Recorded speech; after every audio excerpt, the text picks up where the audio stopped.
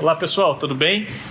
Estamos aqui na igreja para gravar uma aula acerca de batismo. Nós estamos fazendo um estudo sobre sacramento e nós íamos dar um curso presencial. Em decorrência desse problema que estamos tendo com o coronavírus, nós estamos fazendo alguns testes aqui de gravar uma aula online, tá? Então você é convidado a participar, você pode compartilhar isso com outras pessoas que têm interesse do assunto, tá? E hoje nós vamos falar sobre batismo.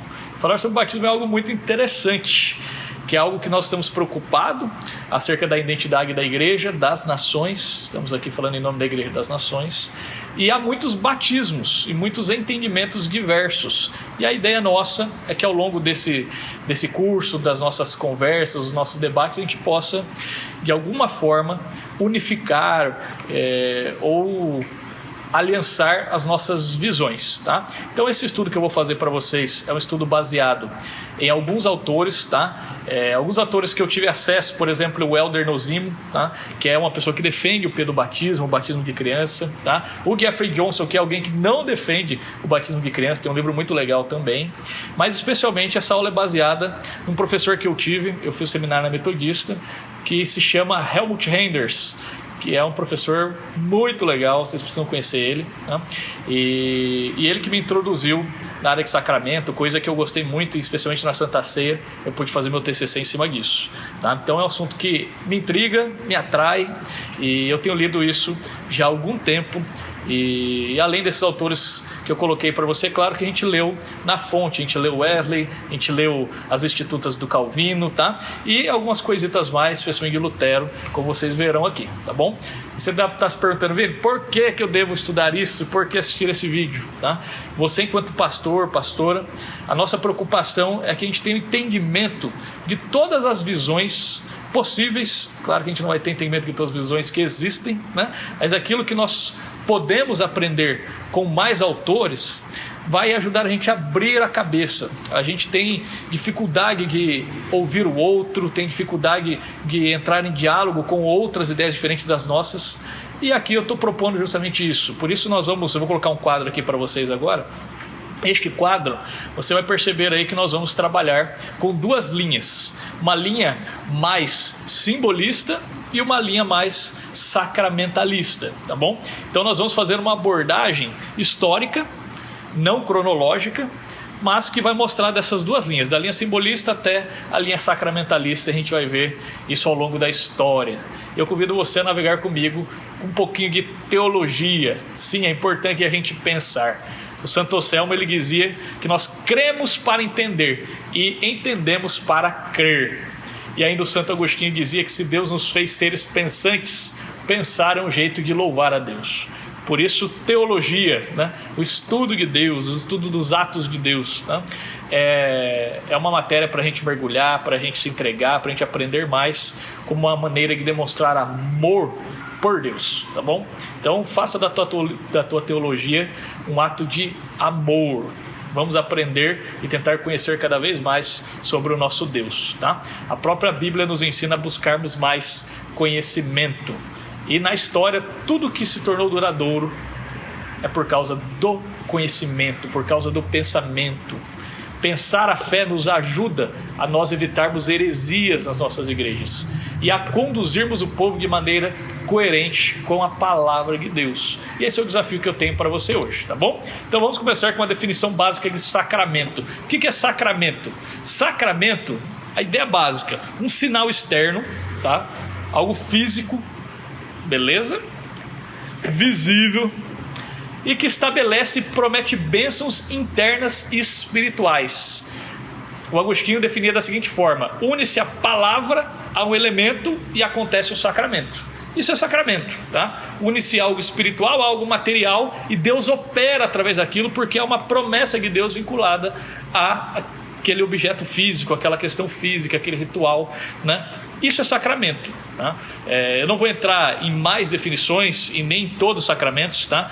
Nós, protestantes, temos 2 sacramentos, nós aceitamos apenas o batismo, tá? E a Santa Ceia como sacramento, mas a Igreja Católica tem muito: penitência, casamento, extrema-unção, tem vários sacramentos. Nós consideramos sacramentos essa ideia de unir a palavra ao elemento, tá? Mas proclamando a palavra de salvação. É o evangelho de maneira visível. Grava isso aí, tá? Então, para nós protestantes, nós entendemos os dois sacramentos como Jesus instituiu e a palavra de salvação, o evangelho. Por isso que a Santa Ceia, ela simboliza o evangelho e o batismo também. De maneiras diferentes, é verdade, mas a mensagem é uma só. Batismo com água, esse é o batismo que nós vamos falar hoje. Não vamos falar sobre batismo com espírito, batismo com fogo, nós não vamos entrar nessas questões. Vamos falar sobre batismo com água, né? Efésios, Paulo diz que nós temos um só batismo. Um só batismo. O que você quer dizer com isso, Vini? Que temos apenas o batismo de adultos, apenas o batismo de crianças, apenas o batismo por imersão, por aspersão, efusão, né? É isso? Não, não é disso que nós vamos falar hoje, tá? Nós entendemos que há um batismo em nome do Pai, do Filho e do Espírito Santo. E nós vamos dividir isso da seguinte forma: existe uma graça invisível. Então no quadro, vou colocar o quadro mais uma vez para você. Neste quadro aí, você vai perceber que tem GV aí, graça invisível, tá?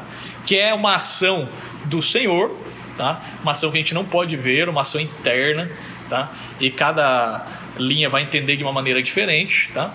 Ao sinal visível. Sinal visível é o ato do batismo, da água, tá? Então, o sinal visível e a resposta humana, tá? E aí entra algumas perguntas para a gente refletir antes de entrarmos na questão histórica. Dentro disso, a primazia da graça torna obsoleto o sinal externo? Sim ou não? O que você acha? Você acha que a resposta humana é necessária para liberar a eficácia do sinal externo? Ou seja, é preciso ter uma resposta humana. Podemos chamar isso de fé, por exemplo. Ou ainda, o sinal externo é irresistível ou eficaz por si mesmo. Por fim, em que medida isso tem relação com a resposta humana? Onde que entra a questão da operação de Deus e a operação dos homens? O batismo é Deus respondendo a uma operação humana, o batismo é o homem respondendo a uma operação divina. Como você entende isso? Ao longo da história isso foi entendido de duas maneiras: de maneira simbólica e de maneira sacramental, tá? Então, esses dois extremos aqui vão estar sempre em tensão. Quem tiver mais para cá na tabela é o extremo do simbolista, e quem tiver mais para cá é o extremo do sacramentalista. Os sacramentalistas, eles enxergam o sacramento como uma realidade totalmente eficaz. Já os simbolistas, eles tratam o sacramento como símbolo de algo espiritual. E a partir desses dois vieses, nós temos muitas interpretações. Então, comecemos a nossa abordagem histórica, que é o que nos interessa. Comecemos com os Quakers. Lembra dos Quakers? Lembra da farinha? Né? Os Quakers são protestantes britânicos do século XVII, né? E eles são extremamente simbolistas, por isso que eu coloquei eles bem no extremo, tá? Eles acreditam que a graça invisível, ou seja, a ação de Deus, nós podemos chamar isso de renovação, podemos chamar isso de conversão, mas essa graça que atua regenerando, né, ela torna o sinal visível obsoleto. Ou seja, eles acreditam muito na ação do Espírito, isso é muito legal, tá? Inclusive os Quakers, eles têm alguns cultos que eles promovem em que eles ficam esperando a ação de Deus, ficam ali em um tempo de espera, né? E eles acreditam que quando uma pessoa se converte, ela é batizada no Espírito. Ou seja, aconteceu algo dentro dela, ela foi renovada, é uma nova criatura, e a partir disso, eles entendem que o batismo do Espírito, o batismo que acontece do coração, substitui o batismo com água. Traduzindo, eles não batizam com água. Para eles o sinal visível é obsoleto, não precisa. Afinal de contas, a pessoa já foi renovada, a pessoa já foi convertida, ela já foi batizada pelo Espírito, no entendimento deles. Então eles não precisam de um batismo simbólico. Afinal de contas, o que importa não é o símbolo, e sim a realidade da conversão. E eles tomam como base, dentro dessa lógica, os textos que citam o batismo do Espírito sem falar nada de batismo com água. Essa é a interpretação que eles fazem. E eu começo com uma ala simbolista bem radical para mostrar para vocês que tudo tem a sua lógica. Na tabela mesmo você viu que existe uma linha que foca mais na graça, outra tem uma linha do só a fé um pouco mais atuante, Mas só a Escritura é para todos. Todos são interpretações bíblicas. Tudo tem a sua lógica, né? Os quakers são tão simbólicos que eles chegam a abolir o símbolo.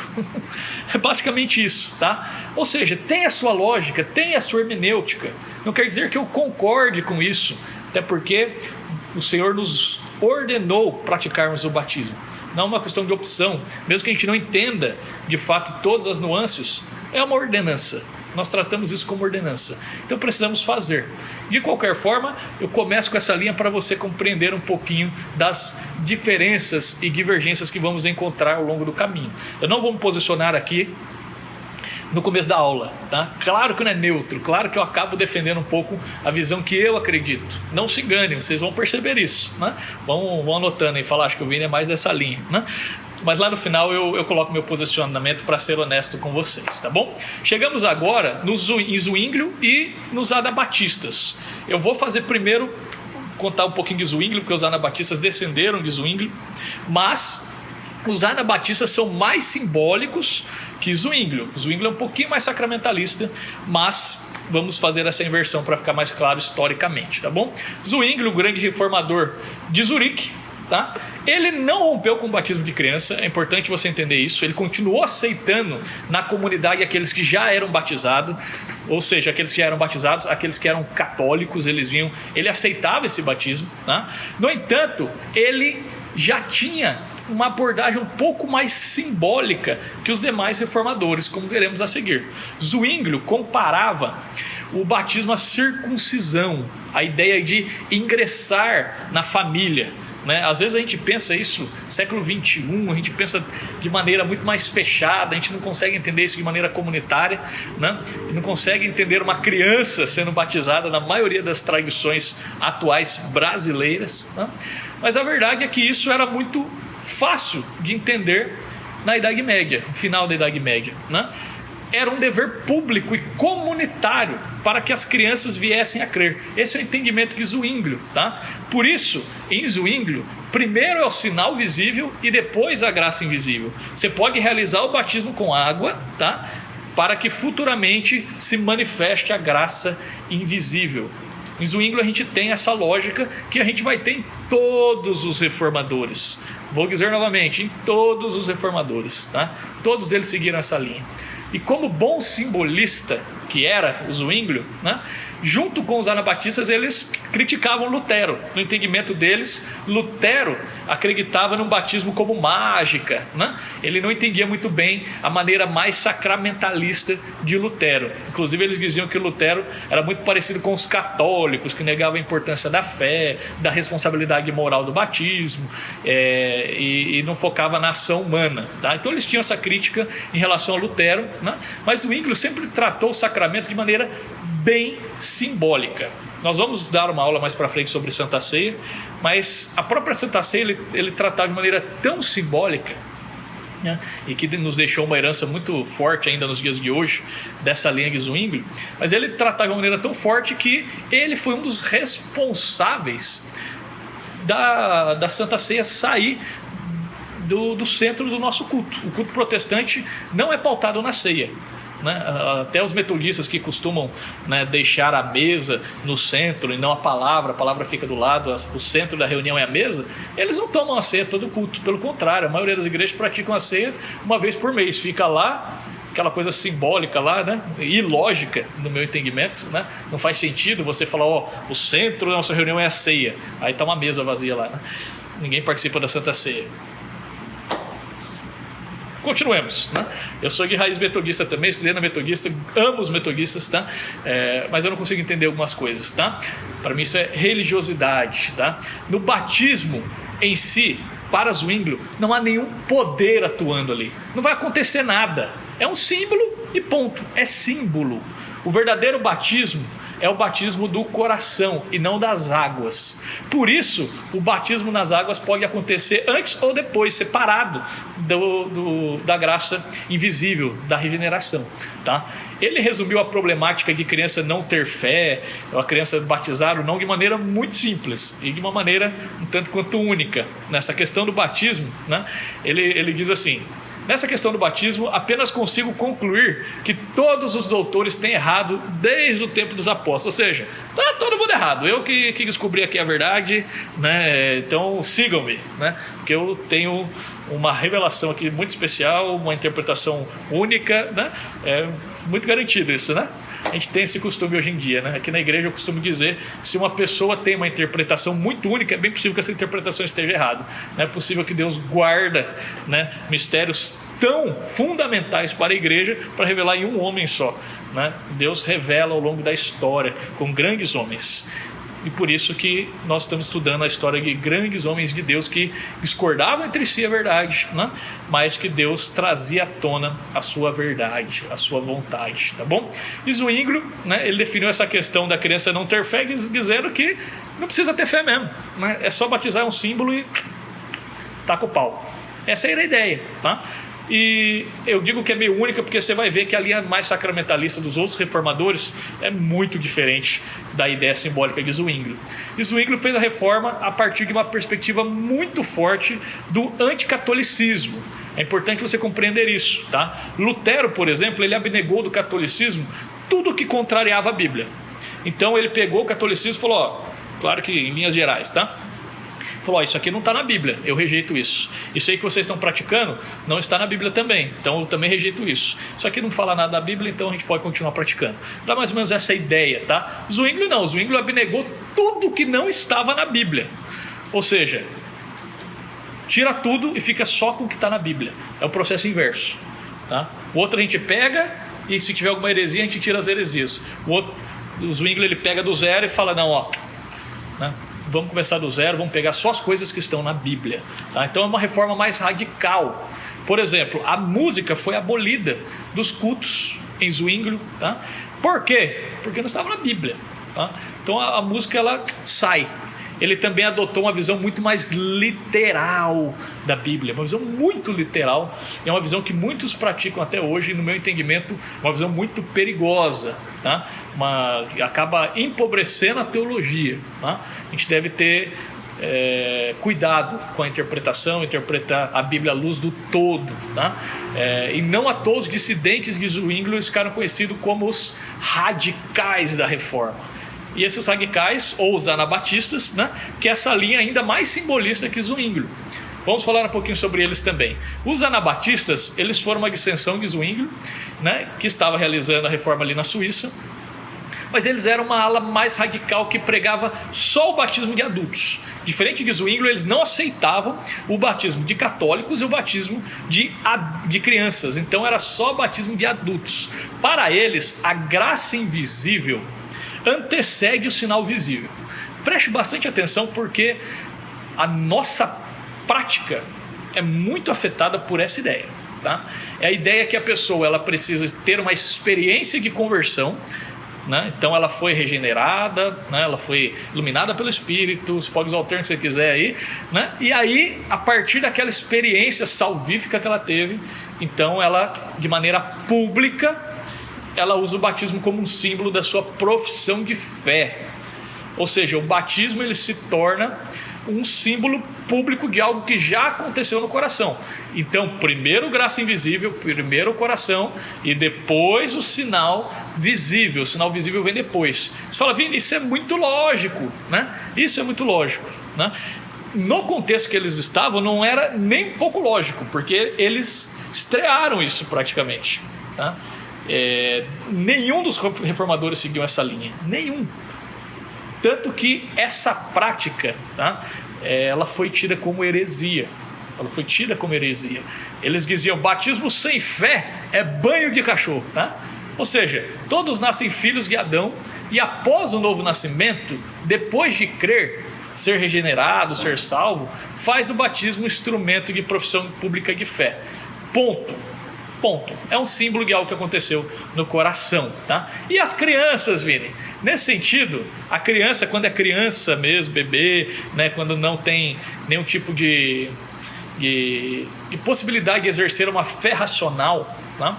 Ela passa esse período sem ser condenada. Mas a partir do momento em que ela tem a capacidade de exercer uma fé racional, ela entra num período meio obscuro. Isso é algo interessante pensando no contexto familiar. A criança nasce, nós acreditamos nisso, né? Um bebê que morre, por mais que nela habite a corrupção de Adão, a herança do pecado, né? Ela não vai ser condenada mesmo se ela não for batizada, né? Mas aí ela completa ali 8, 9, 10, né? 12. Nesse período aí, né? A gente já fica... Existe uma tensão, o que no meu entendimento é algo bem ruim, como nós veremos mais para frente, tá bom? Então, de fato, a criança só será aceita como parte da comunidade, tá? Após o batismo. É mais fácil a criança fazer parte do céu do que dos anabatistas. Estou brincando. Não, mas é o entendimento, e isso passa pelo entendimento de igreja deles, né? A igreja é formada por pessoas santas, separadas. Ou seja, a pessoa quando se converte e ela é uma nova criatura, ela está num novo nível, né? E eles têm um entendimento de santidade muito profundo, tá? Os anabatistas, inclusive, eles eram tidos como radicais por serem realmente radicais, tá? Tanto em questão de ler a Bíblia de maneira muito literal, algumas práticas até engraçadas são citadas em muitos estudos, né?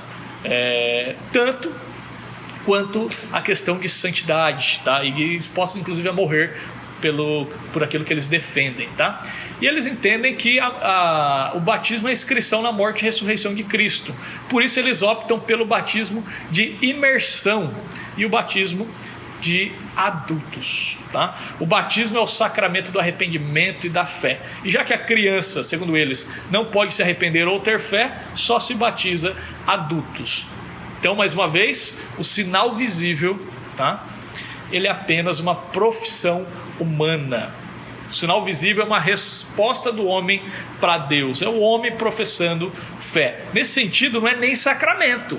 Que fique claro isso, porque o sacramento é uma ação, uma dádiva, uma graça de Deus para o homem, tá? Na visão simbolista, na verdade não é sacramento. Por quê? Porque é uma profissão humana, é o homem respondendo a um ato de Deus, tá? Entenda isso.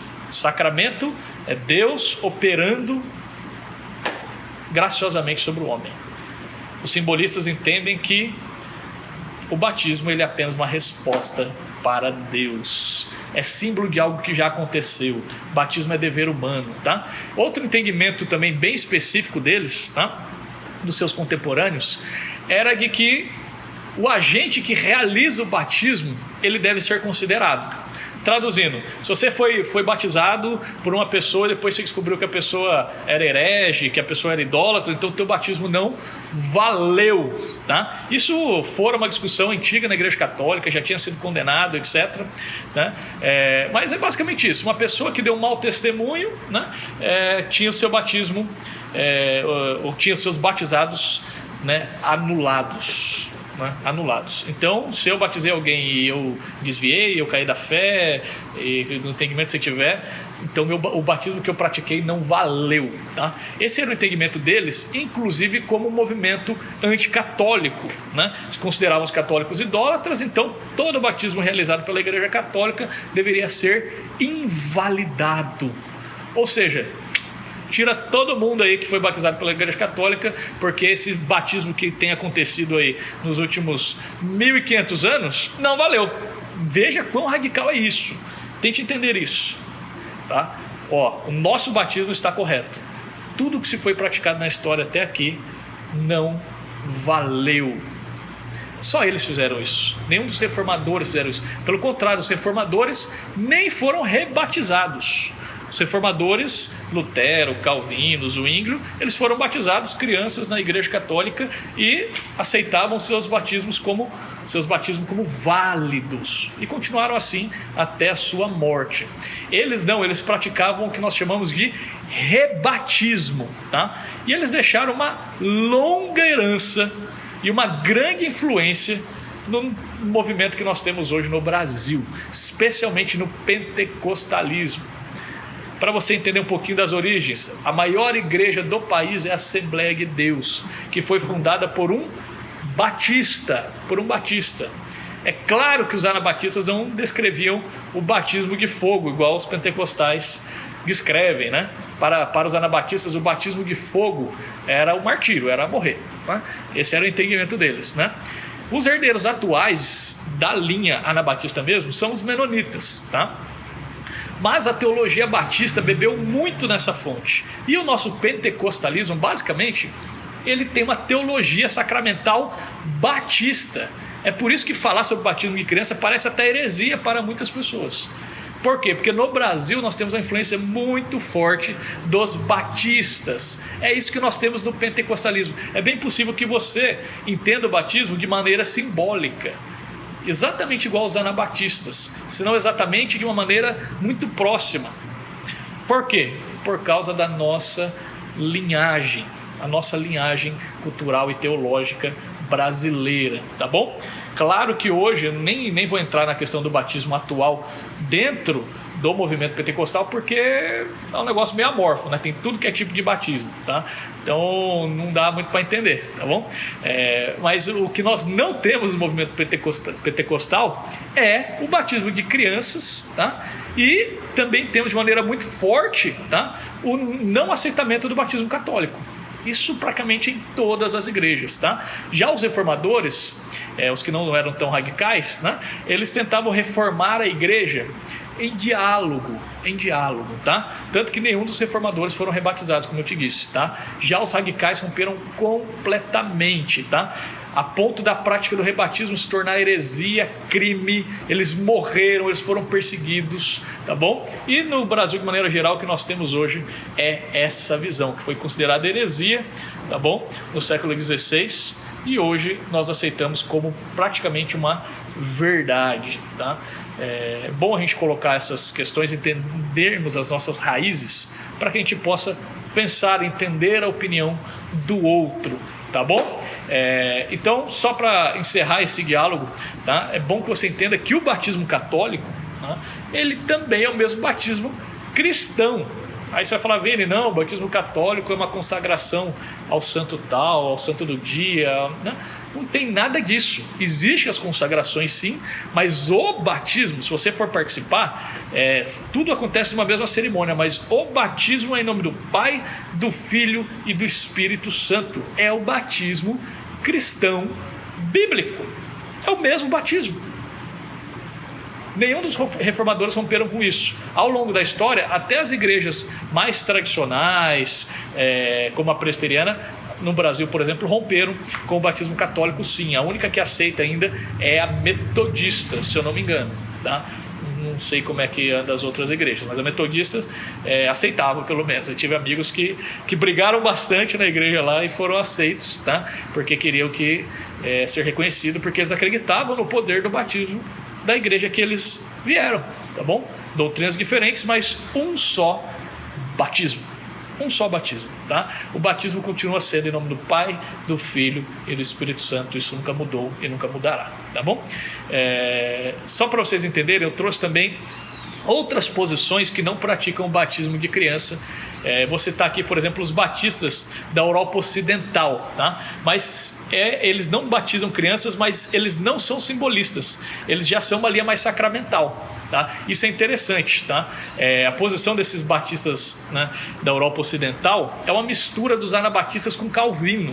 Eles misturam as duas ideias, tá? E eles entendem que o batismo do coração, ou seja, a experiência da conversão, ela é continuada pelo batismo. Então essa experiência, ela adquire o seu ápice através do batismo. E nesse sentido, a fé humana é pré-condição para uma atuação de Deus. Ou seja, você precisa ter fé para Deus atuar, mas há uma atuação divina sim no batismo, não é apenas um símbolo, está acontecendo alguma coisa ali, né? E nos resta a pergunta, né? Porque essa teologia eu realmente não consigo entender muito bem, mas o que o batismo oferece de fato é a regeneração? Ele completa a regeneração? Então, se alguém tiver uma experiência de conversão e não for batizado, ele não foi regenerado, né? Fica essa pergunta aí para você estudar e para eu estudar também, porque eu não vou conseguir te responder, tá bom? Até aqui nós falamos bastante sobre a questão do batismo de adultos, da linha mais simbolista, tá bom? E eu deixo alguns questionamentos para você que pratica apenas o batismo de adultos. É bem possível que você tenha sido ensinado desde criança, é bem possível que você não entenda as outras visões que nós colocaremos a seguir, mas deixe-me fazer algumas perguntas para reflexão, tá? Deus está presente no batismo? Como é que você entende isso? E de que forma que ele está presente? Apenas como espectador, vendo um ato de fé do ser humano, né? Deus para e olha aquilo e fala, que legal, né? Ou Deus confere alguma coisa no batismo? Vamos falar sobre o batismo de adulto. A pessoa se converteu, depois ela vai se batizar. Aquilo é só uma profissão pública? É apenas um símbolo? Ou tem uma atuação divina? O batismo é promessa de Deus ou é apenas um ato humano? Deus está agindo no batismo ou é apenas uma resposta de Deus, dos homens? Ou ainda, é a palavra de Deus ou resposta humana? De maneira muito clara. O que é o batismo para você? Como Deus está presente no batismo? A partir de agora nós vamos entrar numa linha um pouco mais complexa. Nós vamos falar sobre o pedobatismo. O que é pedobatismo? Batismo de crianças. Claro que nós vamos seguir a nossa linha da tabela. Vamos agora caminhar para os mais sacramentalistas, tá? Como é uma corrente mais antiga, mais diversa, tá? Bem como a menos conhecida da maioria de vocês, tá? Nós gastaremos mais tempo aqui, tá bom? Então eu começo dizendo que Lutero, Calvino, a Igreja Católica, John Wesley no metodismo, tá? A Igreja Anglicana, tá? Todo mundo segue essa linha, tá? Todo mundo é mais sacramental do que simbólico, tá? Mas quem está no meio aqui é mais a linha de Calvino e John Wesley, tá bom? Qual que é o entendimento? É o batismo como sinal divino eficaz, ou seja, o batismo é ação de Deus, tá? Não é resposta do homem. O batismo é ação de Deus que leva à regeneração e ao novo nascimento, desafiando uma resposta do homem. Ou seja, Deus está agindo e desafia uma resposta do homem, tá? Isso é sacramento, por isso que é mais sacramentalista. Ou seja, o sacramento tem poder, há algo envolvido, Deus está presente, não é apenas um símbolo, tá? Com muitas divergências, essa é a posição de todas essas linhas que eu falei para você, tá bom? Lutero, Calvino, Igreja Católica, as suas diversas correntes. Então nós vamos tentar diferenciar essas linhas, tá bom? Falando sobre a reformada, falando sobre a luterana, uma por uma, tá? Todas essas linhas praticam o batismo de criança e dão maior ênfase à ação de Deus. A graça está mais presente, o foco está na graça, o foco não está na fé. Repare que o batismo da linha mais simbolista é um ato de fé, e a gente foi ensinado isso até hoje, né? O batismo é profissão de fé, é um ato de fé, né? Eles vão dizer aqui que o foco tem que ter fé sim, né? Mas o foco está mais voltado para a ação divina e não para a resposta que o homem vai dar. Inclusive em alguns entendimentos, como veremos, Deus oferece e o homem pode até recusar, tá bom? É uma graça que é derramada através do sacramento. O sacramento se torna um meio de graça, tá bom? E você fala, Vini, e a resposta humana, a fé, não tem importância? Tem e tem muita importância, tá? As manifestações públicas de fé para quem pratica batismo de criança especialmente, tá? Quem pratica batismo de criança também pratica batismo de adulto, tá, gente? Vai achar que é só criança batizada, tá bom? Se a pessoa se converte, tá? Se a pessoa tem uma experiência de regeneração mais velha, ela vai ter que fazer sua profissão de fé e se batizar. A questão diz respeito aqui às crianças, tá? As crianças, elas nasceram dentro da comunidade, elas são batizadas, e aí, Vini, né? Cada instituição tem a sua forma de manifestar publicamente a sua fé. Por exemplo, a Igreja Católica tem o crisma, tá? A luterana tem a confirmação, e a anglicana e a reformada tem a profissão de fé. Nós aqui de raiz presbiteriana, a nossa igreja pratica a profissão de fé, tá bom?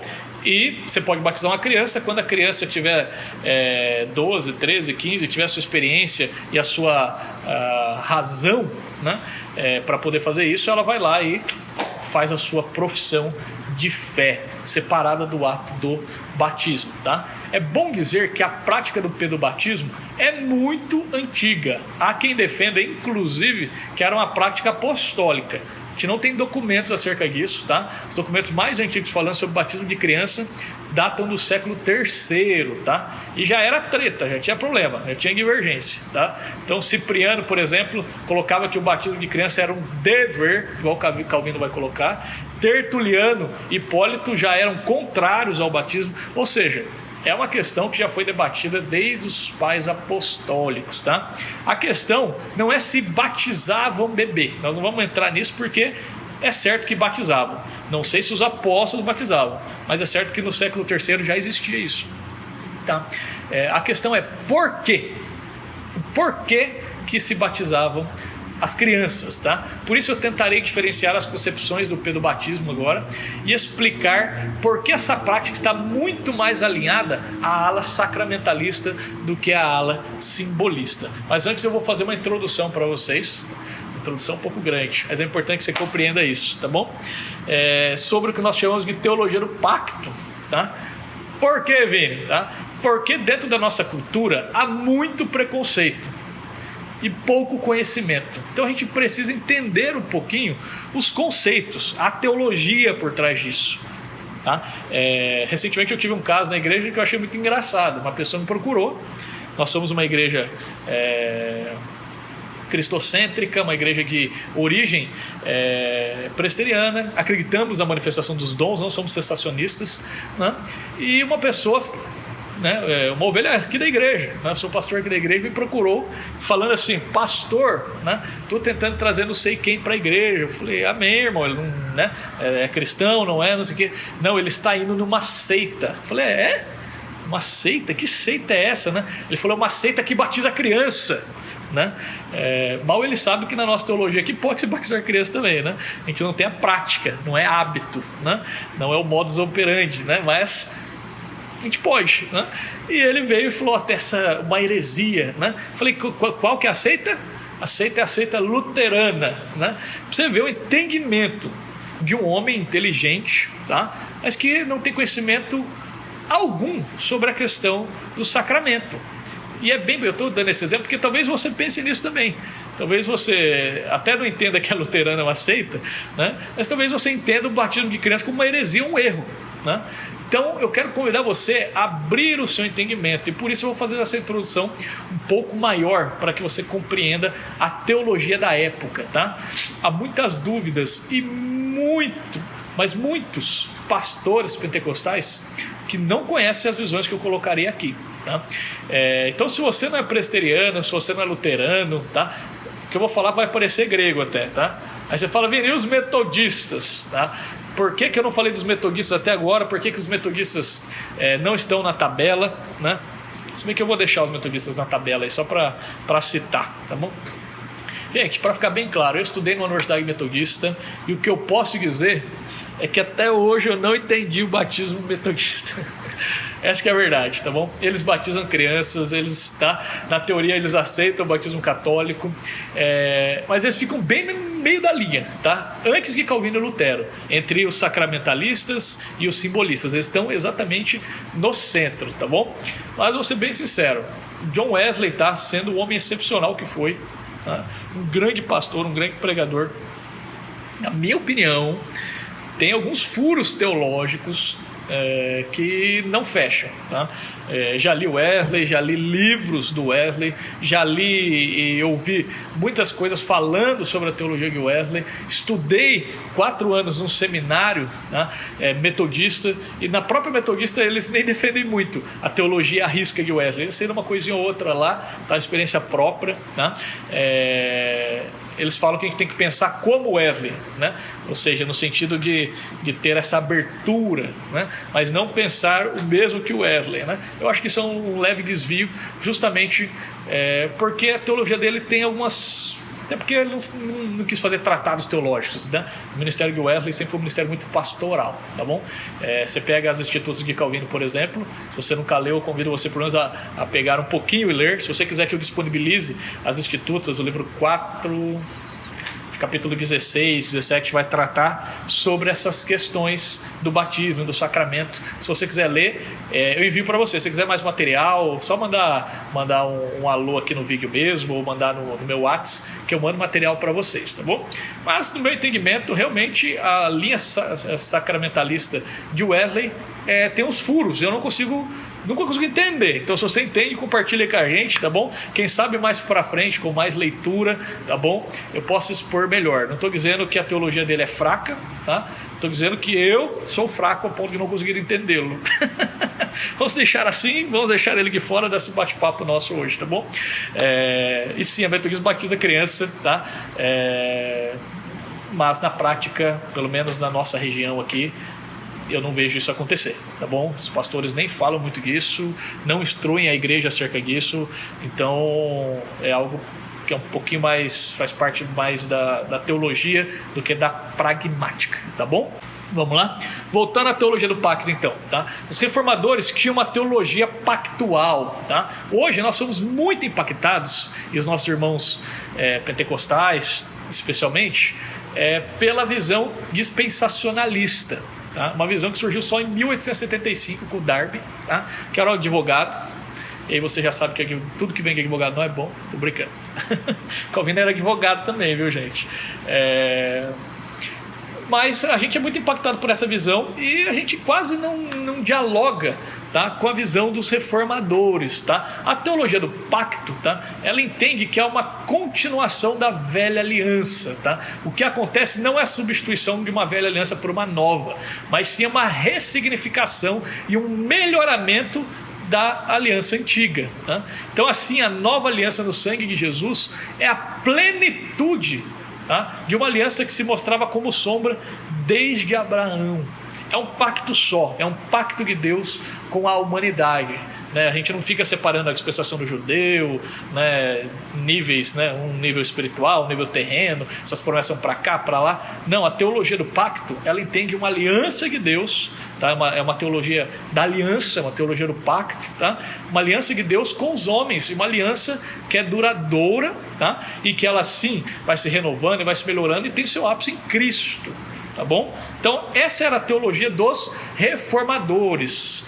Essa teologia é importante você entender um pouquinho dela, porque todos os reformadores, as pessoas que nós vamos falar em seguida, eles estavam baseados nesta teologia, tá? Essa era a maneira deles fazerem a leitura da Bíblia, tá? Por exemplo, neste sentido, dentro da teologia pactual, há uma conexão entre circuncisão e batismo. Eu já ouvi pastores, né, falarem, não, isso aí não tem nada a ver, né? E eu respeito, né, falar não tem nada a ver. Mas para Calvino tinha, para Lutero tinha, para Zwinglio tinha. Eu estou querendo dizer, para todos os reformadores, isso fazia sentido, tá? Todos os reformadores defendem isso. Se você pegar as Institutas de Calvino, meu Deus, ele faz defesas de maneira muito clara e muito intensas acerca da comparação do batismo com a circuncisão. Para ele era a mesma coisa, tá? Para os dispensacionalistas, por exemplo, isso é absurdo. Isso é completamente absurdo. Lei é lei, não é para nós e acabou, tá bom? É claro que a circuncisão ela perde a sua validade, tá? Após a morte e ressurreição de Cristo, tá? Quem está em Cristo, estar circuncisado ou não faz a menor diferença, né? Sendo que a circuncisão, segundo Calvino, por exemplo, ela tem a sua consistência e sentido porque apontam para Cristo, tá? Então está tudo dentro da aliança. Mas aí você está se perguntando, mas até Jesus se batizou adulto, Vini, né? Jesus já era circuncidado e se batizou adulto. Por que então nós batizamos crianças? Porque essas pessoas acreditavam no batismo de crianças. E essa pergunta é muito boa porque ajuda a gente a colocar alguns pilares do pedobatismo, tá? Por exemplo, o pedobatismo de Jesus foi antes do batismo ser instituído como um sinal da nova aliança, tá? Jesus se submeteu ao batismo de João, tá? Um batismo baseado em práticas judaicas. Deixa eu explicar um pouquinho como é que era o batismo na época. A gente acha que o batismo foi uma invenção de João Batista, apareceu, nunca existiu isso. Na verdade, no judaísmo existia uma lavagem cerimonial, tá? Era uma lavagem de prosélitos. Quem eram os prosélitos? Um gentil, alguém que não é judeu, se converte ao judaísmo, então ele passa por esse batismo. e depois ele era circuncidado e entrava na aliança. E assim era feito, tá bom? Depois de circuncidados, eles faziam parte da aliança, eles e seus familiares. E é algo muito interessante e que é importante você prestar bastante atenção. Uma vez que a família, tá, já estava inserido nesta aliança, os filhos nascidos após essa conversão, esse batismo e a circuncisão, eles não eram batizados, eles eram apenas circuncidados. Por quê? Porque os seus pais já estavam inseridos na aliança. Aquelas crianças já nasciam dentro da aliança e por isso elas já tinham a bênção e as promessas de Deus sobre a vida delas. Abre em 1 Coríntios 7,14 aí e faz uma interpretação com essa novidade, para você entender um pouquinho melhor isso, tá? Os filhos nascem sim com o pecado original, mas eles são considerados parte da aliança. Olha que coisa bonita. Não quer dizer que são salvos, mas quer dizer que estão debaixo da promessa. E essa é a beleza da teologia do pacto. O batismo de João era baseado nesse batismo de prosélitos. No entanto, ele faz algo inédito. Ele começa a apontar para a nova aliança. Diferente dos judeus que pegavam esses gentios, esses prosélitos, né, e praticavam batismo com eles, antes deles, como uma cerimônia de pureza, de lavagem, né? Diferente deles, João começa a dizer o seguinte: todo mundo precisa batizar. Você que é judeu, você que tem todo esse orgulho étnico, dizer que é o povo de Deus, você também precisa se batizar. Todos precisam de perdão. É o que nós chamamos de batismo de arrependimento. Essa era a mensagem de Jesus, que era a mesma mensagem de João. Arrependam-se, pois é chegado o reino de Deus, o reino do céu, segundo Mateus. Chegou, gente, né? Então João apontava para Cristo. Jesus não tinha pecado nenhum e nem precisava de batismo, tá? Não precisava de se arrepender, não tinha nada disso. Ele se batizou por nossa causa. Ele carregaria sozinho os nossos pecados na cruz e recebeu o sinal do arrependimento por nós. Então o batismo de João era um batismo com água, ele não tinha a validade do batismo cristão, tá? Isso é um entendimento meu, tá? Por isso que tantos batizados por João tiveram que ser novamente batizados em nome da nova aliança, tá? Em nome de Jesus, tá? Os circuncidados e os batizados por João, eles teriam que passar pelo batismo cristão. A aliança havia mudado, tá? E havia um novo sinal desta nova aliança, tá? A questão da validade é uma questão de interpretação minha mesmo, tá? Calvino discordaria de mim, eu estou discordando de Calvino aqui, gente, tá? Porque ele acreditava de tamanha forma na continuidade da aliança, tá? Que ele dizia que o batismo de João era o mesmo batismo cristão, tá? E ele dizia que aqueles homens que se batizaram novamente nem precisavam ter se batizados, afinal de contas, né, aquele batismo ele já apontava para Cristo, e ele diz assim nas Institutas: o Cristo esperado e o Cristo manifesto têm o mesmo poder, aqueles que estão esperando e depois da chegada de Cristo, né, mas todos apontam para Cristo, né? Um perdoava pecados em esperança, o outro em realidade, palavras de Calvino, né? Muito interessante, uma visão parecida, mas ele realmente entendia que não era necessário o novo sinal, tá? O que João estava propondo é que todos precisavam deixar suas esperanças na lei, né, no seu orgulho étnico, na observância de sacrifícios, né, e se abraçar a uma salvação baseada tão somente no sacrifício expiatório de Jesus, tá? Os judeus precisavam abrir mão do seu templo, tá? Do seu, né, da sua etnia, né? Não da sua etnia, vão deixar de ser judeus, né? Mas de entender que eles precisam de Cristo também. Eles precisam se arrepender, tá? E aceitar que precisavam se converter a Cristo. Agora veja bem esse conceito, tá? Dentro dessa teologia, para você entender melhor o batismo de criança, tá bom? A circuncisão, ela era aplicada sobre todos os meninos, tá? Inclusive os escravos e etc., indiscriminadamente. todo mundo, tá? A circuncisão não era garantia de salvação, era entrada na promessa, Nesse sentido, fazer um paralelo entre a circuncisão e o batismo, tá? Os crentes, os filhos de crentes, melhor dizendo, já pertencem à comunidade cristã, né? Tem o Samuelzinho, tá? um ano e pouquinho, né? Ele não vai crescer, ele vai se batizar para fazer parte da comunidade cristã. Ele nasce dentro da comunidade e ele faz parte da bênção, ele faz parte da igreja. Ele nasce dentro da aliança.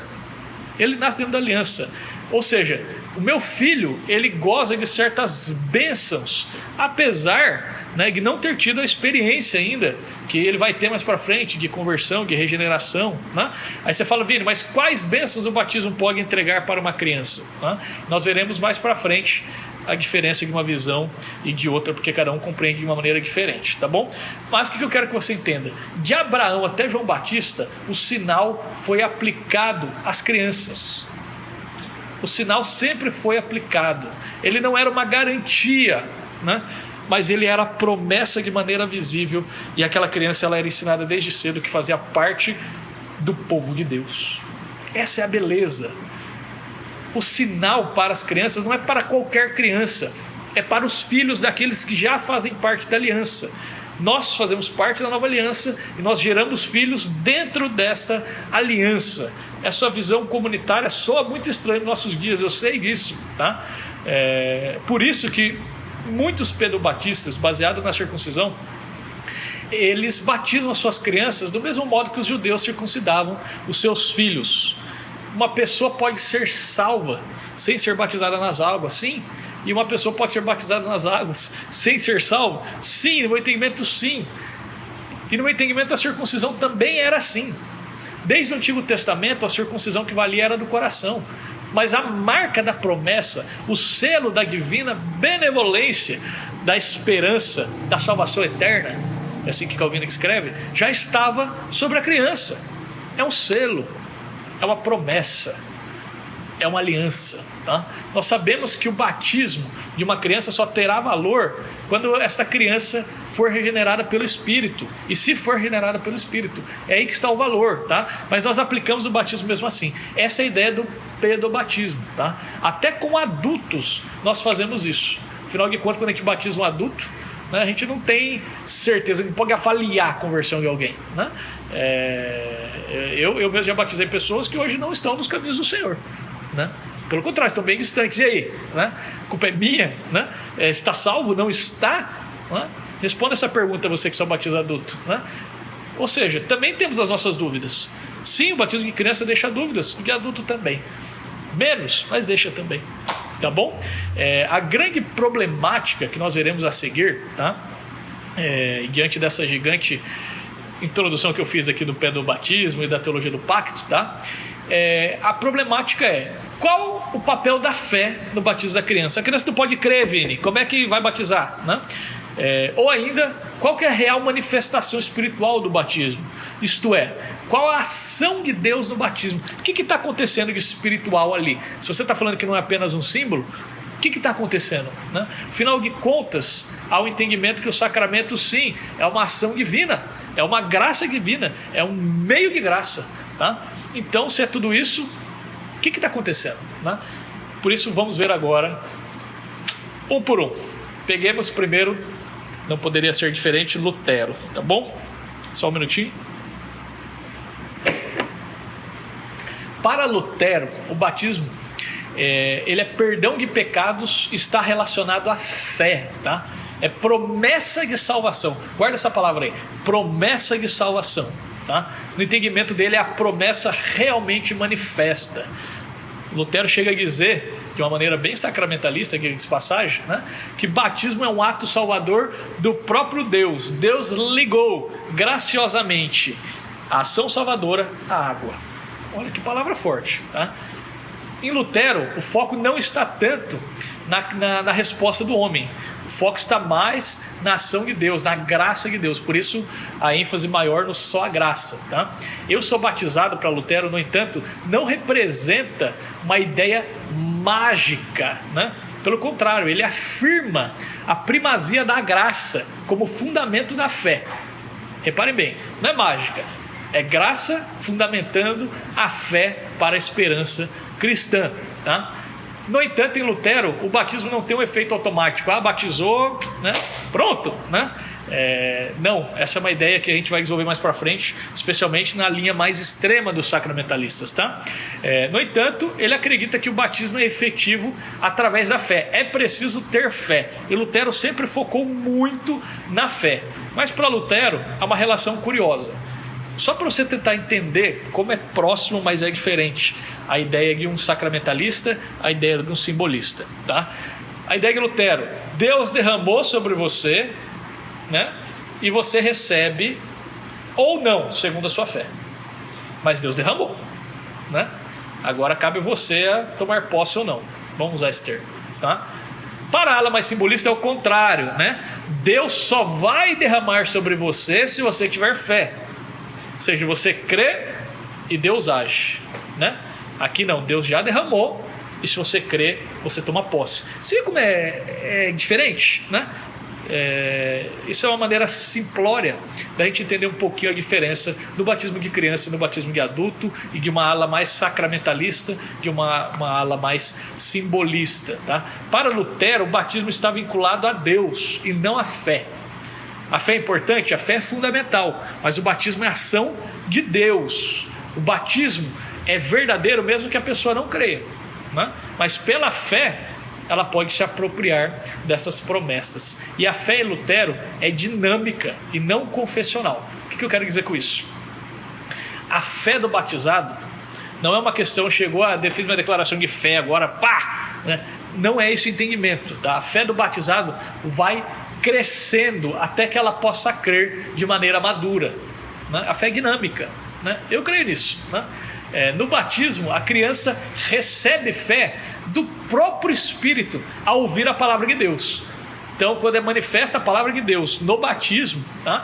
Ali a fé já é colocada no coração da criança, e a fé vai crescendo até que ela possa crer de maneira madura e se apropriar daquelas promessas. Essa fé crescerá. Que fé? A fé que foi recebida no batismo. Essa é a herança da criança, né? Olha que coisa bonita, tá? A criança crê. Você fala, Vini, não, como que uma criança pode ter fé, tá? E aí Lutero responde, ele fala: a razão de modo nenhum contribui para a fé. Fé é dom de Deus. Fé é dom. Fé não é razão, né? Fé não é compreensão cognitiva, né? Claro que a fé ela vai se tornando racional, mas a origem da fé não é essa. Fé é um dom sobrenatural que vem de Deus através da sua palavra.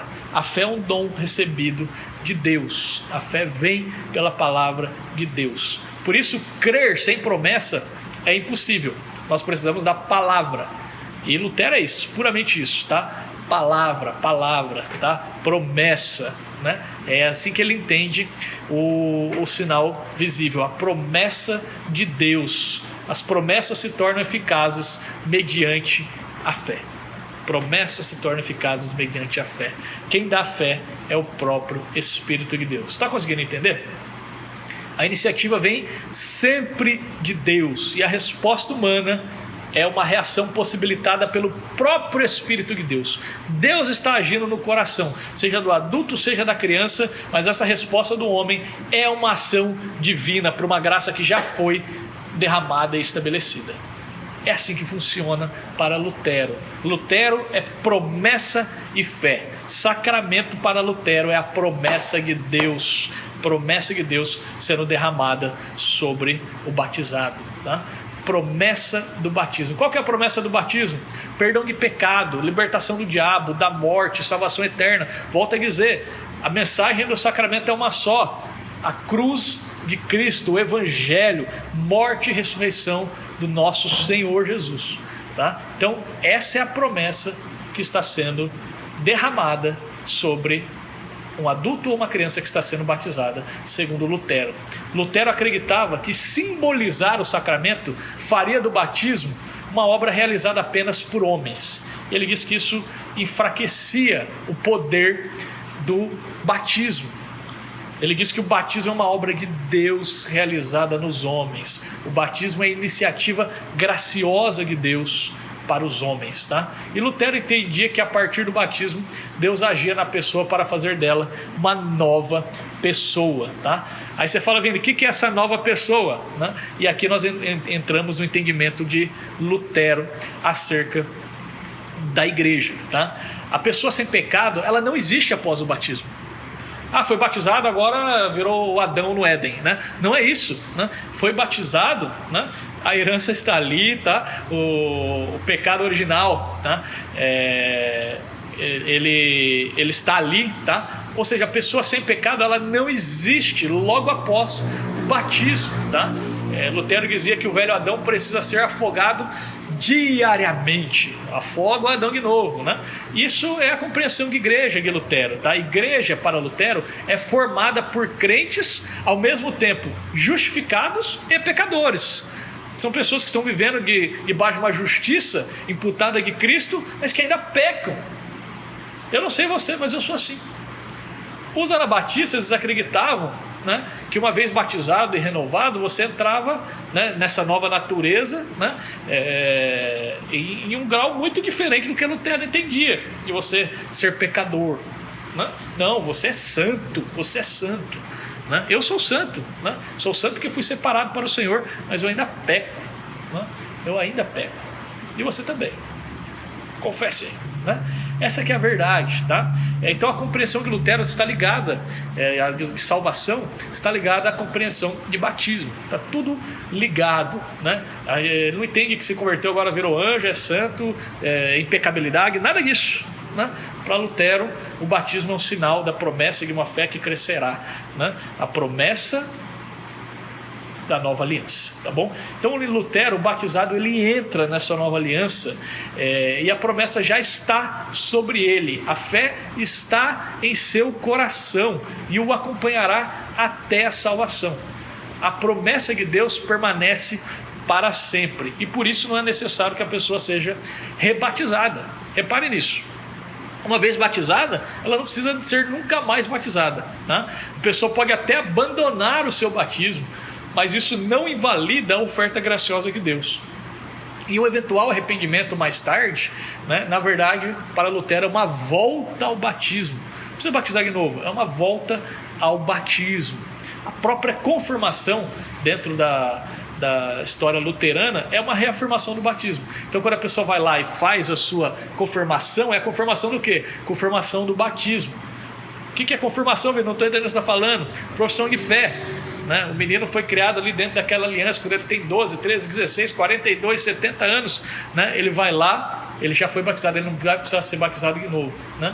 Ele vai lá e faz a sua profissão de fé de maneira pública, porque ele agora entende, agora se converteu, agora foi regenerado, né? A fé que estava habitando, a promessa que estava sobre ele se concretizou pela fé, e ali ele vai e faz a sua profissão de fé. O que é aquilo? É a confirmação do batismo. É isso, tá? Por isso, sinal visível antes que graça invisível. O sinal vem antes, a graça vem depois. Inverte a ordem, tá bom? E a preocupação pastoral de Lutero sempre foi muito intensa. E o batismo tinha uma grande força nessa questão. Para você ter ideia, ele dizia que quando uma pessoa estava oprimida, ela precisava se lembrar que ela era batizada.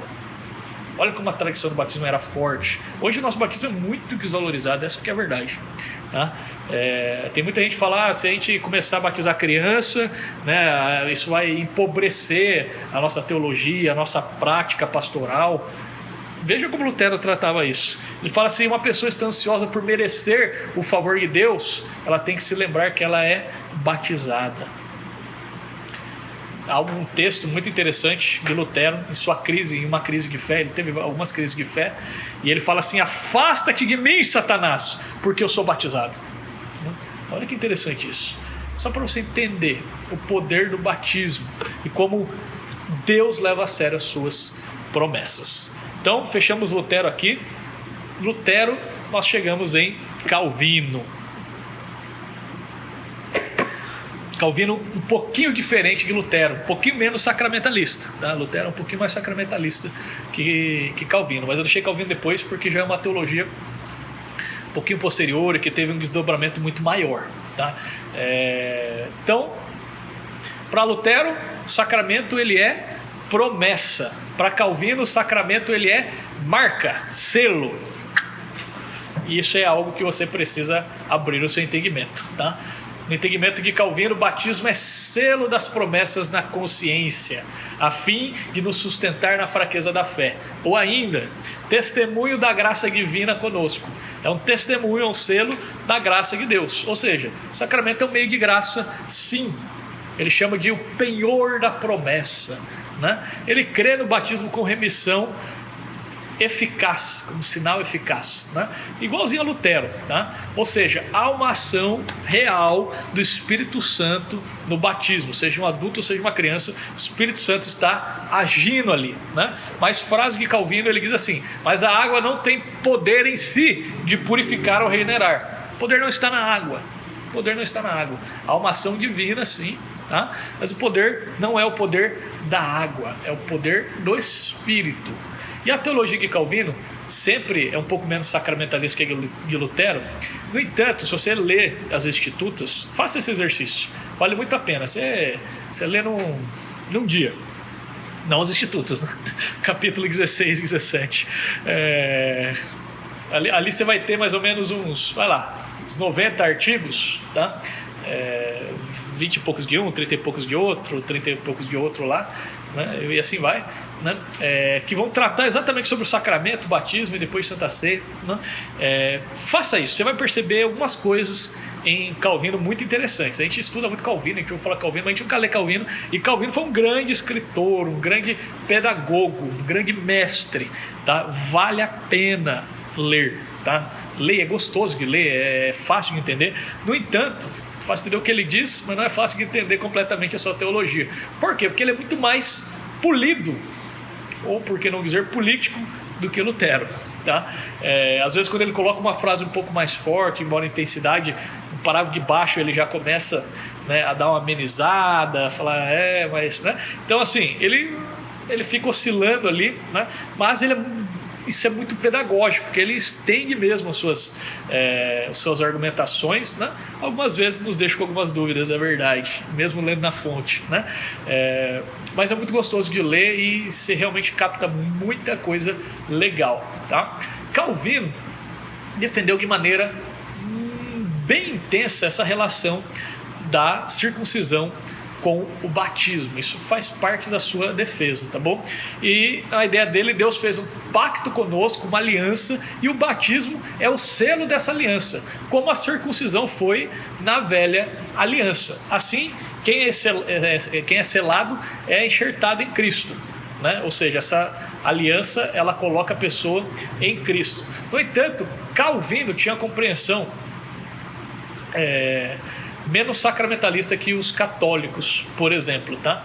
Aliás, a doutrina dos católicos, algumas da escolástica, ele colocam que era uma doutrina diabólica, né? Ele falava que era uma superstição de que ao sermos batizados somos lavados do pecado original, e segundo ele isso aí descansa numa questão da água corpórea, física, e não no próprio Deus. Então ele renegava isso, ele não era tão sacramentalista assim, tá? Mas ele concordava com Agostinho. Aliás, a grande base de Calvino na defesa desse tipo de sacramento era Agostinho, tá bom? Então eles voltam lá para o começo da igreja e renegam aquela parte da escolástica para desenvolver a sua teologia. Os reformadores fizeram isso de maneira geral, tá? E no entendimento dele, a justificação é por meio de Cristo, e a santificação invisível pode existir sim, sem o sinal visível, e o contrário também é verdadeiro. Então Calvino separava essas duas coisas, pode existir uma sem a outra sim, tá? Mas existe um modo de operar bíblico, tá? Em Calvino, a ação de Deus vem primeiro, igual Lutero, a ação de Deus sacramentalista, tá? A ação de Deus vem primeiro, tá? Porque até a própria fé, ela vem de Deus, tudo vem de Deus. Deus está agindo desde o batismo, selando as suas promessas na criança, na consciência da criança, tá? Posteriormente isso se relacionou, tá, com a questão da dupla predestinação, etc. Falando sobre sacramento, por exemplo, ele já fala sobre os eleitos receberem a promessa e a regeneração, né? Mas essa graça não ser de todos, ele já trata sobre isso, né? Mas eu estou trazendo tudo isso para você entender que isso tem peso na teologia pactual, tá? E eu vou focar nisso em Calvino. O resto é bem parecido com Lutero, digamos assim. Para Calvino, os filhos dos cristãos são considerados santos. Eles já nascem dentro da aliança. As crianças deveriam ser instruídas acerca do batismo e, segundo ele, isso inflamaria o coração daquelas crianças ao zelo da renovação. Palavras de Calvino. Tá? Ou seja, a gente tem a ideia que não, você batizar a criança, você enfraquece a questão do ensino e da busca, né? Pelo contrário, ele acreditava que a criança saber que era batizada, sendo bem instruída, aquilo vai despertar um zelo. Fala, não, eu faço parte dessa comunidade, eu faço parte dessa aliança, faço parte dessa família, né? E aquilo vai despertar um zelo pela renovação, pela experiência da renovação, tá? Isso é algo muito bonito, tá? Um filho de um cristão já faz parte da igreja. Nessa visão, já faz parte da igreja. Nós geramos filhos para o Senhor. O meu filho já nasce com a promessa de salvação. O Samuelzinho, né, já nasceu com a promessa de salvação sobre ele, né? E por isso nós o marcamos, o selamos com o batismo, que é o selo da promessa, tá? Veja bem isso, a gente tem o costume aqui na nossa igreja de fazer consagração, né? E a gente entende dessa forma, né? A gente pega a consagração e realiza justamente dessa forma, oferecendo ao Senhor, assumindo uma posição como pais, padrinhos, né, de responsáveis espirituais que vão instruir aquela criança e pedindo a bênção de Deus para que aquela criança nunca se desvie dos caminhos do Senhor, que seja uma criança abençoada, né? O único problema é que isso não é uma prática bíblica, tá? Ou nós podemos dizer que é uma prática judaica, né? Por que a gente não usa o batismo como um selo dessas promessas? Essa é a diferença. Mas a gente tem dificuldade de entender isso. Por quê? Porque na nossa cabeça batista, né, a gente precisa crer e depois ser batizado, né? Se a gente concordar com Nicodemos que precisamos nascer da água e do Espírito, não, essa ordem já está errada, né? Precisa ser do Espírito e depois da água, né? Então, por isso que leituras literais não se arrisca nisso não, meu irmão, né? Busca uma boa teologia, né? Então meu filho já nasce com essa promessa e por isso ele já é selado. Isso não quer dizer que após o batismo ele não tem mais a herança de Adão, né? Pelo contrário, a promessa é a promessa de remissão da culpa e da pena do pecado por imputação de Cristo.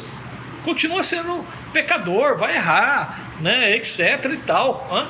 Mas a presença do pecado ainda permanece sobre a vida dele, mas a promessa também. A promessa permanece, tá? A presença do pecado vai estar ali, tá? O Calvino diz assim: o pecado ainda subsistirá em nossa natureza ao longo de toda a nossa vida terrena e devemos lutar com ela até o fim. Teologia de Calvino, tá? Mas a promessa, e essa promessa já está sobre o batizado, é que ele não vai ser dominado pelo pecado, o pecado não vai reinar na vida dele. Assim, a mortificação na carne, ela começa desde o batismo. Aí você fala, e a criança vai ser instruída desde já a viver de maneira santa. Ela não vai chegar com 12, 13 anos e vai estar sem família, sem herança. Pelo contrário, ela vai estar desde que nasceu até a sua experiência de renovação, sendo instruída na casa e na família do Senhor.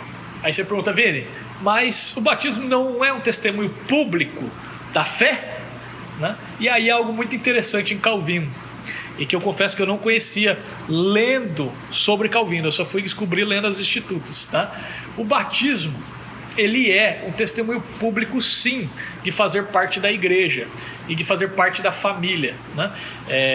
Os adultos, eles precisam sim ser ensinados antes de batizar, passar por curso de batismo, entender o que estão fazendo, sim. Mas aquele que já nasce dentro da herança, a gente está falando de filhos de cristãos, tá? A criança que já nasce dentro do pacto, tá? Para eles o batismo serve de testemunho para os pais. Olha que coisa interessante. Não é o testemunho da fé da criança. Volto a dizer, o foco não está na fé, o foco está na graça de Deus, na ação graciosa de Deus. Ou seja, é o testemunho das promessas de Deus sobre a criança. É como se alguém batizando Samuel, aquele batismo é um testemunho de que Deus e que a promessa de salvação está sobre a minha herança. Então é um testemunho da herança familiar para quem? Para a família. Isso é algo lindo, lindo. Que dificuldade a gente tem que entender isso, meu Deus, né? Isso é lindo. É o selo de que o Senhor será o meu Deus e será também o Deus dos meus filhos. Calvino diz assim: logo, aqueles que abraçam a promessa de que a misericórdia de Deus se propagará a seus filhos, devem apresentá-los para que sejam marcados pelo símbolo da misericórdia. Olha o termo que ele usa para descrever o batismo: o símbolo da misericórdia.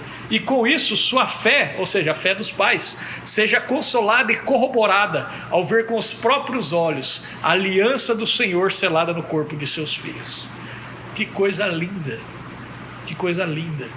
Os meus filhos, eles nascem dentro da herança.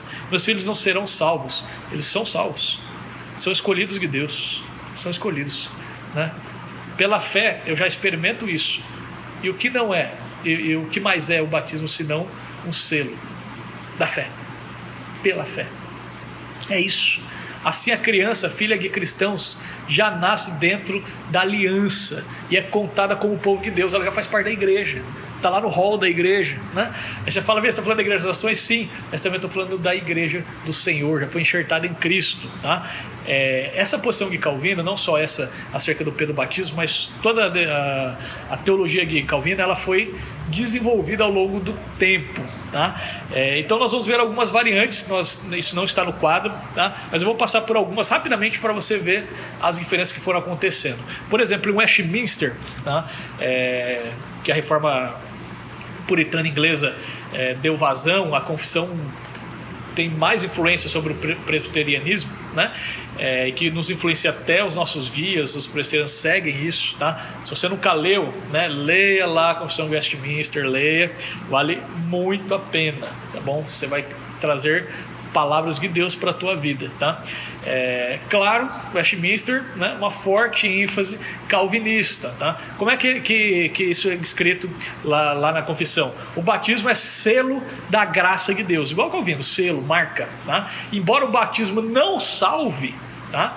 Há eficácia e graça reais concedidas no batismo. Ou seja, batismo não confere fé nem salvação, mas há uma atuação de Deus. Palavra da confissão direto: a eficácia do batismo não se limita ao momento em que é administrado. Contudo, pelo devido uso desta ordenança, a graça prometida é não somente oferecida, mas realmente manifestada e conferida pelo Espírito àqueles a quem ele pertence, adultos ou crianças, segundo o conselho da vontade de Deus, em seu tempo apropriado. Né? Quando? Em seu tempo apropriado, segundo o conselho da vontade de Deus. É isso. A regeneração será futura, mas a pessoa já é selada pelo batismo desde a sua infância, ou não, às vezes ela pode ser selada mais tarde, né? Em algum momento os filhos da aliança devem crer por si mesmo. O Charles Hodge, por exemplo, ele diz que o batismo sem fé não tem efeito e que a fé deve ser acrescentada ao batismo. Tá? Nesse sentido, a criança é inserida na nova aliança e passa a ter direito de propriedade às promessas de Deus, e mais tarde, pela fé, ela tomará posse dessa herança. Tá? Aí você fala: Vini, mas e a fé? Qual fé é considerada nesse batismo? Tá? A fé vem pelo batismo ou o batismo espera pela fé? A fé virá depois. Tá? De verdade, isso não fica claro na confissão.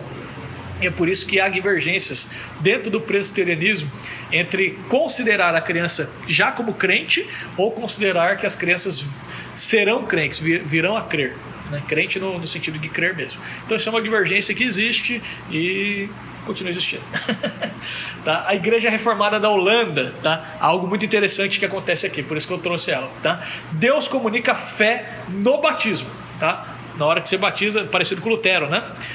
Só que eles trazem uma questão da dupla predestinação muito interessante. Ele diz: nem todo batismo é um batismo verdadeiro, pois Deus não comunica fé a todas as pessoas, apenas aos eleitos.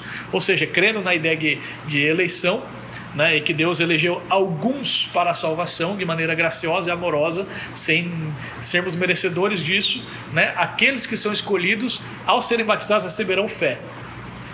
Os que não forem escolhidos não receberão a fé pelo batismo. Ou seja, o batismo ele tem o poder de gerar fé, mas só nos escolhidos, tá? A igreja, no entanto, deve aceitar todos os batizados como se fossem eleitos. Então essa é a prática, porque nós não sabemos quem é e quem não é eleito.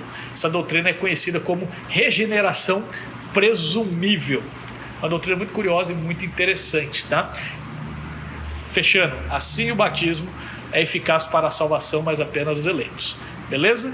Trouxe algumas visões modernas também que não estão no quadro aqui, para vocês poderem conhecer. Tem um livro chamado Pedofé, tá? Eu nem sei o nome pronunciar, mas acho que é Lusk, né? Mas é uma ideia interessante, eu conheci na minha pesquisa. E ele coloca que todos os filhos da aliança já nascem com fé, ou seja, eles têm fé antes do batismo, já nasce com a fé, né? Então o batismo oferece Cristo à criança, não oferece fé. A fé já nasce no coração dos escolhidos, tá? E ele resume assim: Deus nos dá filhos com fé. Os filhos da aliança começam a vida como crentes, não precisando nem de conversão, mas eles precisam sim de perseverança. Olha que coisa interessante. Ou seja, não precisa se converter, precisa perseverar, né? Porque já nasce convertido, né? Uma visão polêmica, né?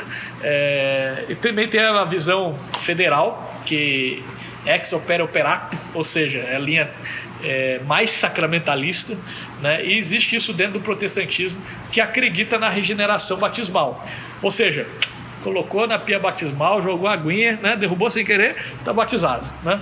Tá salvo. Essa ideia, eu vou desenvolver um pouquinho mais para frente agora, né? Mas é a ideia de que um símbolo por si só não é um sacramento. E aí eles definem assim: um sacramento, por definição, inclui a outorga das coisas significadas. Assim, não pode haver tal coisa como um batismo interior, que ocorre a parte de um símbolo exterior.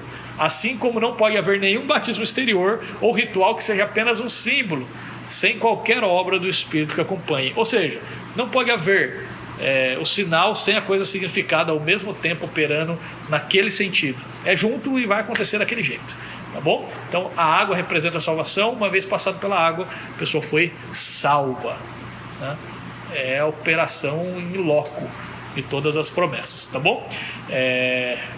Chegamos ao final aqui dessa primeira parte, que é uma linha sacramentalista, mas ainda não é tão extrema, tá? Nós vamos entrar um pouquinho agora na linha católica, que é um pouquinho mais sacramentalista que a linha dos reformados, tá bom?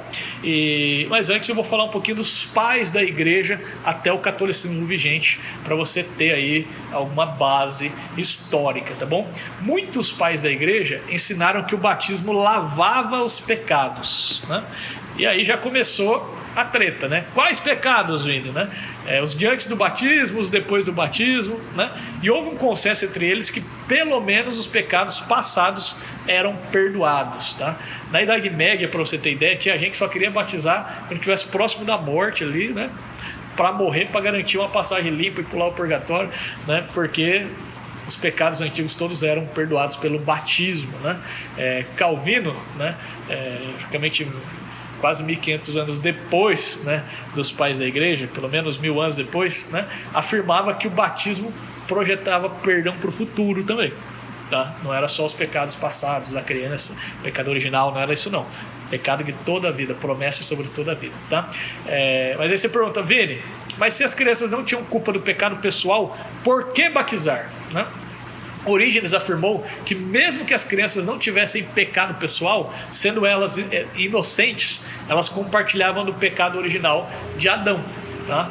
Agostinho vai um pouquinho mais além disso, discorda de Orígenes, e ele diz que sim, tinham pecado de Adão, mas elas precisavam que seus pequenos corações depravados fossem purificados, tá bom? Então a criança ela já nascia com esse entendimento que nascer em pecado, tá? Então aqui o batismo é sinal visível da graça invisível também, tá bom? Agostinho, de maneira bem sacramentalista, ele diz que a água toca o corpo e purifica o coração, só para você entender. Ele chega a chamar a pia batismal de a pia da regeneração, bem sacramental, tá? E como as crianças teriam fé, Vini, né? No começo era a ideia de que a igreja crê no lugar da criança, então a fé da igreja, a fé dos irmãos, dos pais ali, crê, né? Que é a ideia de figs alinea, né? Aliena, né? Que é a ideia de uma fé alienada a outros, né? Uma fé de outro que serve para mim, né? Fé do outro, tá? Na escolástica, este tipo de crença foi substituída pela figs infusa, ou seja, é a fé da igreja triunfante, não da comunidade, que vale, é o tesouro do mérito. Você lembra lá das indulgências, dos tesouros, né? Ou seja, isso é o que vale e fortalece a crença para que ela possa ser realmente, para que o batismo dela seja realmente eficaz, tá? A criança não confia na fé do outro, tá? Ela recebe a fé como um dom a partir do tesouro da igreja. Escolástica foi muito longe em suas filosofias, viu? Não vou nem entrar nesse debate aqui, tá bom? Mas o batismo, para você entender, desde a patrística até a Idade Média, teve essa ideia de, uma vez operado, uma vez a promessa realizada, né? Ex opere operato, tá? Pelo próprio fato da realização, da ação do batismo, Deus agia, não como símbolo, nem como promessa, nem como selo, mas sim purificando e perdoando e salvando, tá bom? E aqui nós chegamos na doutrina da Igreja Católica, que eu vou passar bem rápido aqui, tá bom? A Igreja Católica, herança da teologia escolástica, entendi o batismo como lavagem do pecado, que leva à existência de um meio de graça necessário e obrigatório, tá? Palavras de Helmut Renders. Que isso, tá? É preciso batizar, é obrigatório batizar, porque sem essa lavagem o ser humano não tem como se apresentar a Deus. Por isso pratica-se, por exemplo, o batismo de emergência. Vai morrer, batiza lá. Tem que batizar, né? Essa é a ideia, precisa batizar, tá? Tomás de Aquino, né, o grande pensador da Igreja Católica, né, ele diz assim: se considerarmos que um sacramento é uma causa instrumental da graça, devemos admitir que haja nos sacramentos um certo poder instrumental de produzir os efeitos sacramentais, tá? A ideia de lavagem aponta para uma ideia sacramentalista de que o batismo limpa o ser humano do pecado original, né? E algumas teorias inclusive diz que leva ele para um estágio anterior à queda, tá? Como se realmente a pessoa fosse completamente pura em qualquer herança de Adão, tá? Calvino desceu além disso aí, tá bom?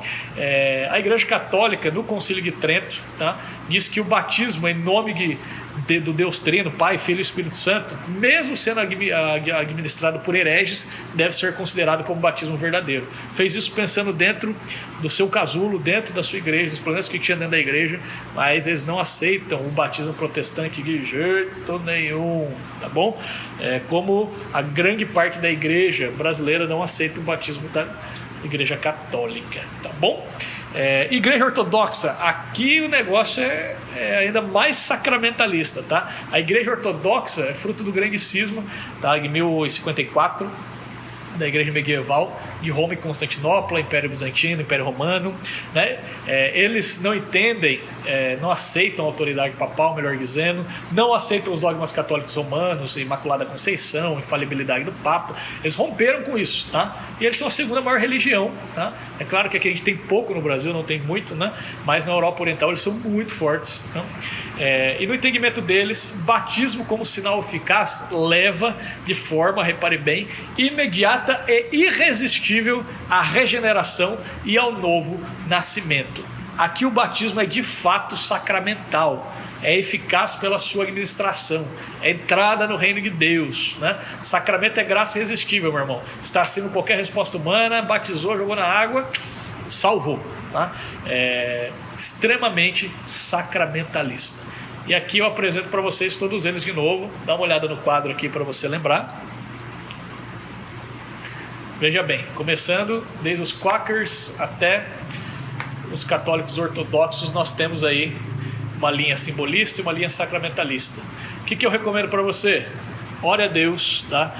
Tente compreender as diversas visões. Volto a dizer, todos eles têm fundamentos bíblicos, tá? A Bíblia ela traz contradições, não que a Bíblia se contradiz, mas ela dá vazão a essas diversas interpretações, tá bom? Por quê? Porque a Bíblia não tem um tratado sobre batismo, né? Você não tem Jesus falando, vocês devem batizar assim, assado, fazer dessa forma.